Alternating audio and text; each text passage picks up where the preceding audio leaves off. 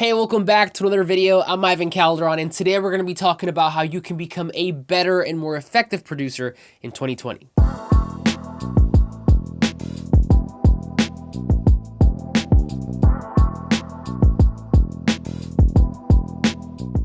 So first and foremost, I want to wish every single one of you a happy new year. And this one's special because not only are we starting a new year, but also a new decade. Now, the start of a new year is always an interesting time because although nothing has really changed, it gives us the opportunity to mentally reset and allows us to realign ourselves with what we want to accomplish in our lives. With that being said, today I want to talk to you about 3 tips that when applied can make you an overall better and more effective producer in 2020. So without further ado, let's jump right in. All right, so tip number 1 deals with your goals. We all know that we should be setting goals to achieve the things that we want in life.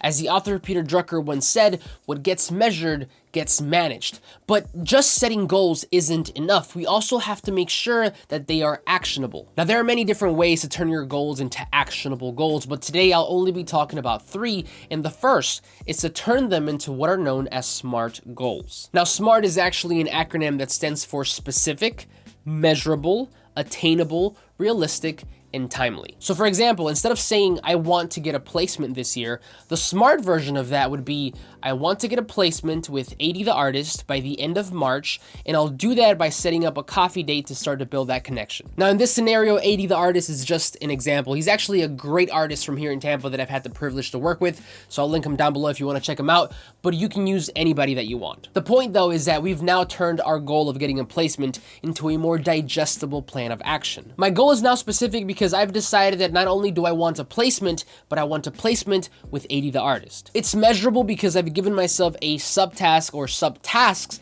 that I can hold myself accountable to, and in this case, it was to set up a coffee date to start to build that connection. It's attainable because I've decided to go after someone who is local to my city that I can actually reach out to. Now, this doesn't mean you can't get a placement with like a Drake, for example, but understand that that is going to be a relatively harder task. So for the sake of building momentum, it might be worth going after someone smaller, maybe someone local, and that way you can build up your reputation and portfolio up that way. It's realistic because it's absolutely an objective that can definitely happen as long as I put in the effort. And finally, it is timely because I've given myself 3 months, a full quarter to get it done. Obviously, this was just a small example of a SMART goal, but you get the point. So then the next time you sit down to write your goals, or even if you've already written them down, just make sure that they are SMART. The next way to make your goals more actionable is to divide them into chunks. Now, there are many ways to do this, but my favorite is to divide them into quarters. Now, a quarter is made up of 3 months, so an entire year would have 4 quarters. The reason you want to do this is because if there is no deadline,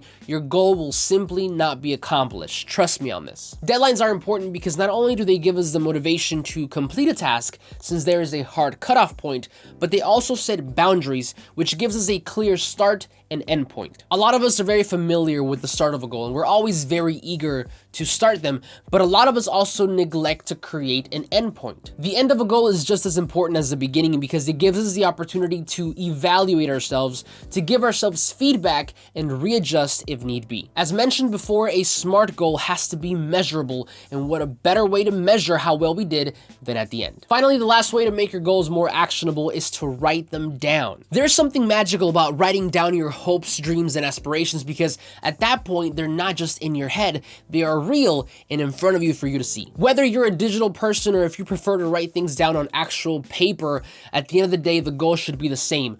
Write down your goals. Okay, so the next step to become a better and more effective producer in 2020 is to collaborate more. Okay, so let's get real here for a second. There is nothing wrong with being self-sufficient. If you're a person who likes to do everything yourself, then more power to you, but understand that you are missing out. It is so easy to become a solo musician in today's time, especially if you're a producer, because we technically don't need anybody else. Everything that we could ever need to make a record is available behind a computer screen. And that is great, but the problem is that you are foregoing the opportunity to increase a song's potential, to get new inspiration, and to learn new new things from somebody else. Personally, I love to collaborate with others because oftentimes they will bring new ideas that I didn't think about before that elevate the song to a whole nother level and that ultimately help me learn and grow as a producer. I especially love to collaborate with others whenever I'm feeling stuck because oftentimes they'll come in with new ways of doing things that I'm not used to that ultimately and at the end of the day help me become a better producer. Easy ways to collaborate include finding artists in your city that you're a fan of and making songs with them, finding producers that inspire you in creating beats together,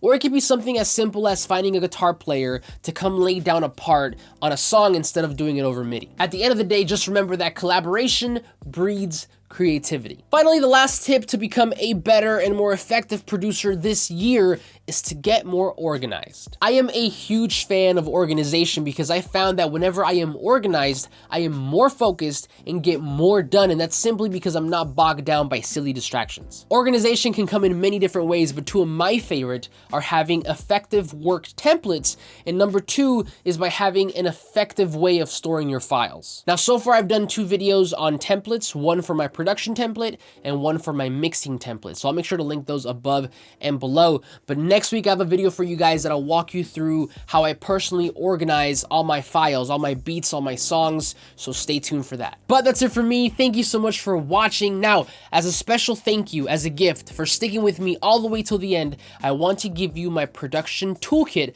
absolutely for free. The kit includes 5 sample loops along with all the major and minor scales, along with their triad chords in MIDI format, so you can use them to make more beats this year, and all you have to do to get it for free is click the first link in the description. But again, thank you so much for watching, and as always, like this video if you liked it, subscribe if you're not already, but I will see you on the next one.